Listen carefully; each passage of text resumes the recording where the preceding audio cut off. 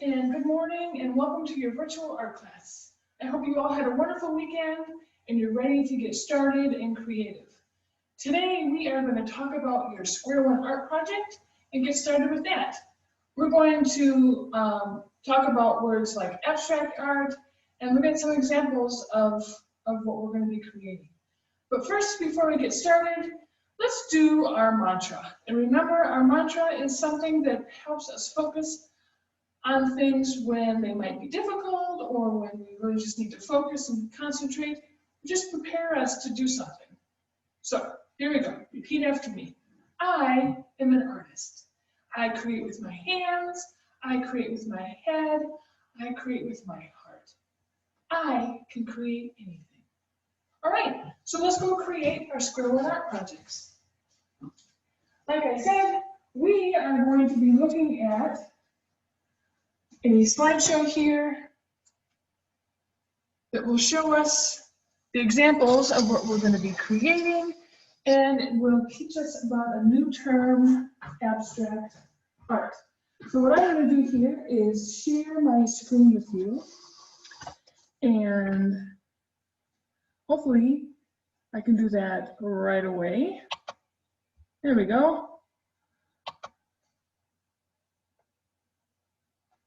And share. And let's start at the beginning. All right. So we look at the title screen and we see the word abstract. We're going to talk about that in a minute. And we also see positive words. So it gives you a little bit of indication of what we're going to be using to be creative. Here's some examples of what we're going to be creating. Now these students use their names. We're going to be using positive words, and we'll talk about those. What do you notice about these artworks besides the fact that they're made with student names? Can you look at and say something about the color or the lines that are created? Instead of saying they're very colorful, you could talk about what kind of color they use. Are the colors bright? Are they vibrant? Are they dull? Do they contrast with one another? Think about ideas like that and see if you can describe these artworks. You can describe them to yourself, or if you're sitting next to someone, you could talk about what you see in these artworks. Look at the lines that are created. In some of the areas you can see that there are patterns and shapes used to create the patterns. What I love so much about these artworks is that if you look, for example, on the inside of all these letters, all of these letters are creating new shapes. And where the letters in between them, new shapes are created. So I think that's one of the most interesting things that I love about these artworks. Here's another example. You can see quite clearly all the patterns. You can see how each shape is a different color. You can see how this artist used really bold lines, dark lines to create the letters. All right, so let's think a little bit about what abstract art means. And it's kind of interesting because to different people it means different things. But if we think about abstract, we can say that it is art that does not necessarily try to show things in the way that we normally see them. So if we look at this artwork by Pablo Picasso, we can call this an abstract artwork. We know what these objects are. This is a pitcher, this is a candlestick, this is a pan, and this is a table. But they're drawn and painted in such a way that we don't normally see them like that. They're kind of broken down into different shapes, just kind of like what we see here, these different shapes created by these artists by using the letters. So you can kind of see here how the same idea is created. Now these objects are not drawn like they normally are drawn, and therefore we can call them abstract. So we can say that this artist, Picasso, has used color and shapes and lines and forms to distort everyday objects, just like what we're going to be doing with the letters of our words. So here's some examples in progress. You can see probably before creating these dark lines, it was done in pencil. And even before that, the pencil, these lines were created and divided. Your paper was divided in a way to make things more interesting. You can see some people use really wavy lines, some people use really pointy lines. But let's get started. So we have 3 learning targets for this particular project. The first one says, I can create an original artwork that incorporates the principles of abstract art. So the idea of distorting objects the way we normally see them. The second one is, I can design an artwork that uses positive words as inspiration. We're going to talk about that in a minute.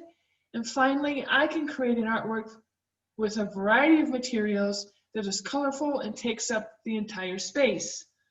Now, those are important ideas when we start doing Square One art. Later on, you can go back and look at some of these do's and don'ts of Square One art. A lot of it is about leaving a lot of white open space, which we don't want to do. Also, we don't want to put a lot of important information really close to the border of our artwork. We want to make sure things are nice and colorful and that they use the entire page. We don't want to use a lot of white space. We want to try to make things as colorful as possible. And when we write our name, we can talk about that a little bit later, but we want to put it at least an inch or so away from the border. All right, let's get started, friends. So, in your art packet, you will have noticed that you have your Square One art paper that looks like this, and you have a square paper that fits exactly into the bottom of the Square One art paper. Now, we're going to be doing some watercoloring type things, so my recommendation to you is that you put your Square One art paper off to the side and you work on this paper, all right? So what I'm going to need for today are my pencil. I'm going to take out my box. I'm going to need my pencil. I'm going to need my eraser, and I'm going to need some crayons, all right? I don't want you to use markers yet, please. I want you to use crayon because we're going to create a resist, which we've done before. All right. So one of the first things I have to do, friends, is make a border. Now we're making a border in order to help us prevent getting too close to the outside of our paper, because we don't want to lose some valuable information when they reproduce the artwork. So I'm just making a straight line border all the way around. It's probably about an inch. It doesn't have to be perfect, because remember, we're creating something that's abstract, and I'm just going to zoom in so you can see what it looks like.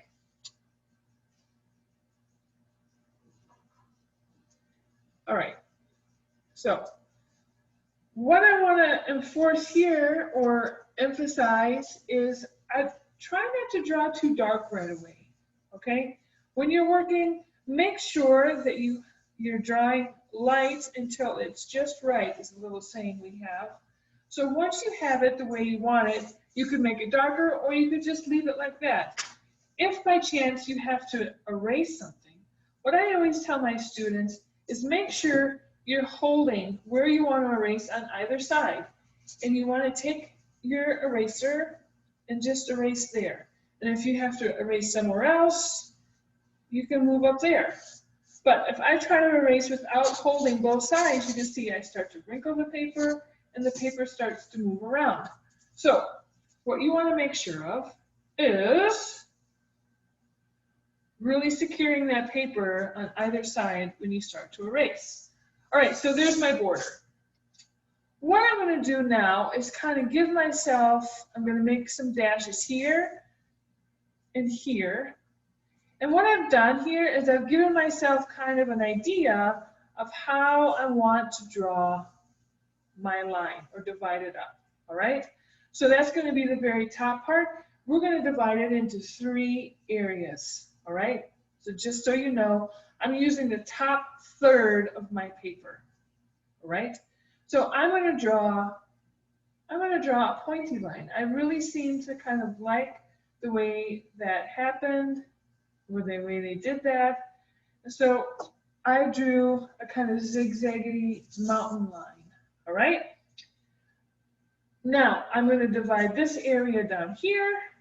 I could choose to make a similar line, a zigzaggy line, or I could choose to make a curvy line, all right? I'm going to choose to make kind of a curvy line. It's going to look just like this. All right, so now I have my paper divided into 4 areas. All right, just like that. Now I have to start thinking of my positive words. So some examples of positive words could be hope. All right, that's a positive word. It could be love. It's a positive word. It could be kindness or kind. It could be inspire. All right. I want you to think of something that kind of connects with you, that you really like as a word. It could be create, right? Like what we do in art class. It could be art, right?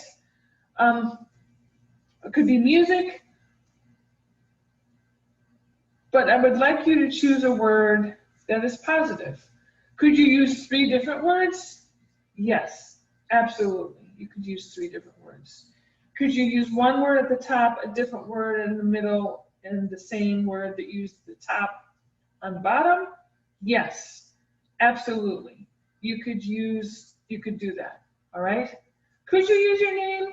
You know, you could, but what I'm trying to let you do is create something using positive words that you might want to send your family or something like that right now. So the first word that I'm going to use is the word create. Now, when you are writing your words, first of all, you want to make sure that you're spelling them correctly. So if you need to ask a grown-up or look a word up, then please do that so you make sure that you're spelling it correctly, okay? So I'm going to start at the top, and I want to make sure that my word is going to touch the bottom of my line. So I'm going to draw light, remember, and I'm going to start with the letter C. And you're going to see that this is going to be backwards for you, but you get the idea. Now my next letter is R.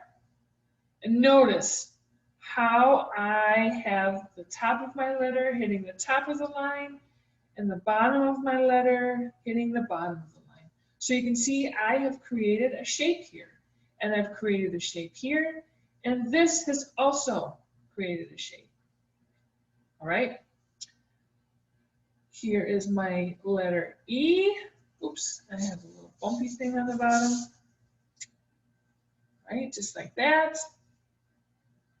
And see how the bottom of my E and the top of my E, they slant in different ways. All right. And I have a letter A.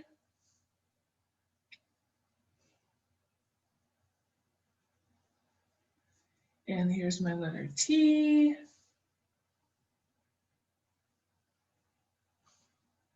And finally, another letter, E. Now, there is my word, create. All right? And you see how the top, and I can't emphasize this enough, how the top and the bottom touch. The top of the line I made up here, and the bottom of the line I made down here, just like that. Now, my second word I'm going to use is the word inspire. So, I'm going to start with my letter I. Now, notice too, I've used all capital letter words, and that is fine. You don't have to. You can use lowercase words and capital letters, but I'm using all capital letters. Now I want to show you with this I, it's going to touch up here where the C did, and it's going to go curly down on the bottom where it hits the wavy part. All right, so there's my I, and then right next to it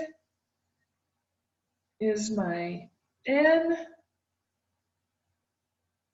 and then my S, and some people think the S part is tricky. Now I could choose to follow this, or I could choose to make a curl up, and I'm going to make a curl it up. Here's my letter P, and you see how pointy that is? That's okay, because remember, I am trying to make it fit in these parts. It's almost like a little puzzle that I'm creating. So I-N-S-P-I-R. Now you guys, it looks like I'm getting to a tricky spot right here. So I'm just going to kind of fiddle with it and make it work. And then here's my E. Oh boy, look at the bottom of my E. It's going to be crazy. I know you might be tempted to do this. It wouldn't be a bad idea to do that, but I'm going to make mine wiggly. Here's my other part of my E, and there's that. Now you can see I have a little bit of a space left. I could make a heart here if I wanted, which is exactly what I'm going to do. All right, so create, inspire, and down here I'm going to write the word dream. I should have written what I have on the mural outside the door, but I forgot. So I'm going to put dream. Oh, and I made a little bit of a mistake here. So remember, I'm going to hold on to my paper when I erase. You can see my D had a little dip in it, and that is fine. And here's my R.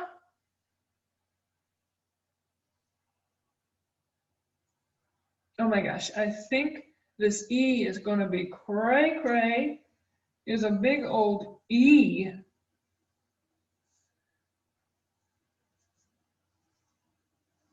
Oh my gosh, I'm so excited about this. And here is my letter A. All right.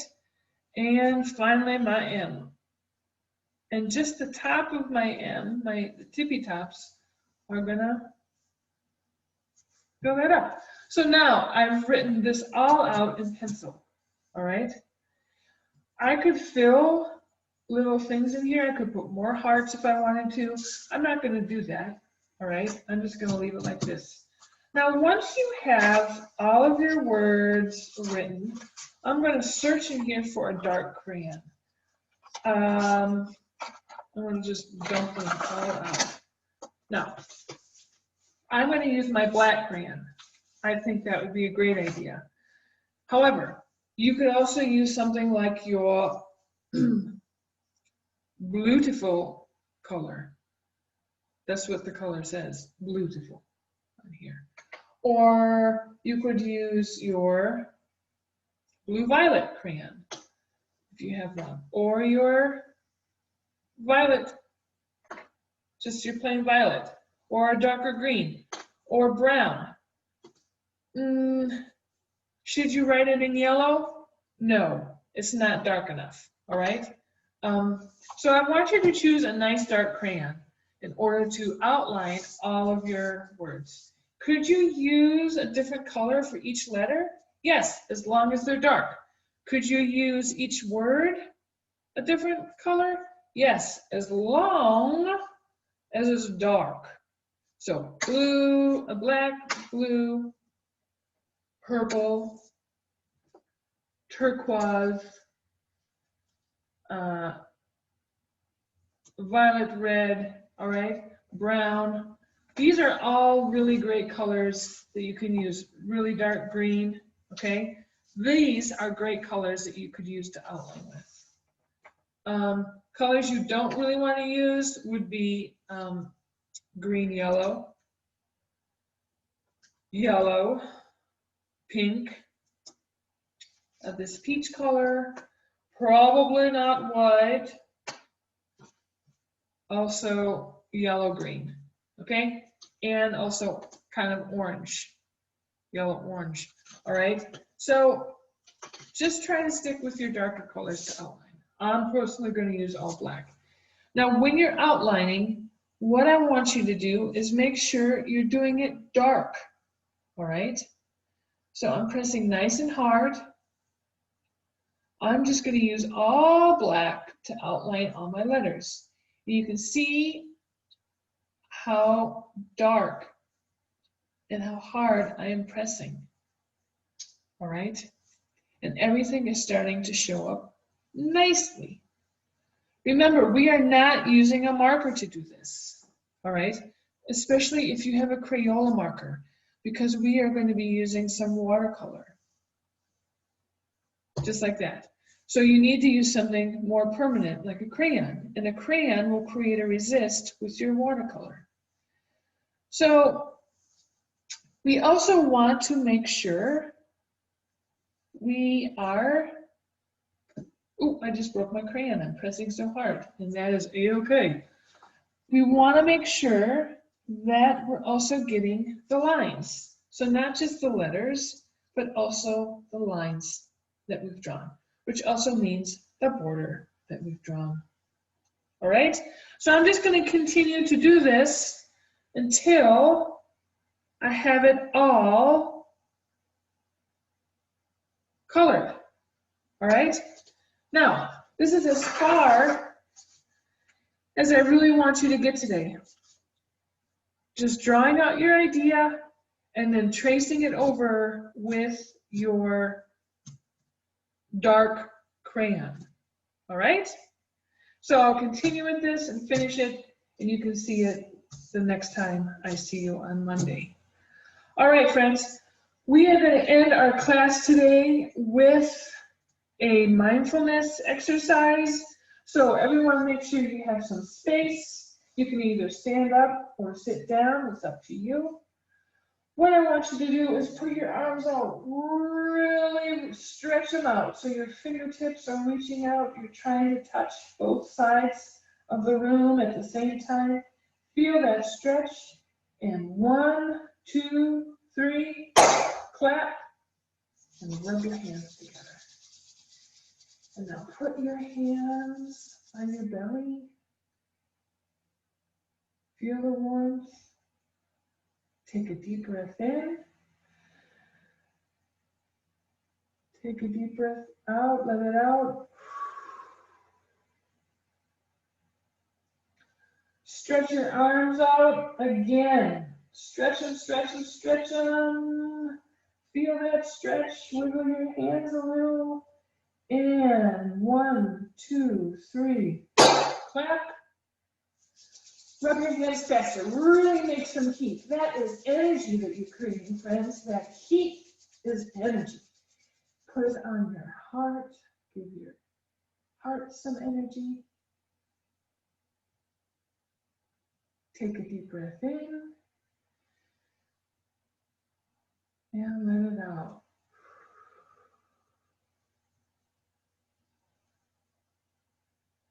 Friends, thank you so much for your attention, and thank you for creating with me today. I hope you have a wonderful rest of your day. I'll see you again soon. Bye-bye.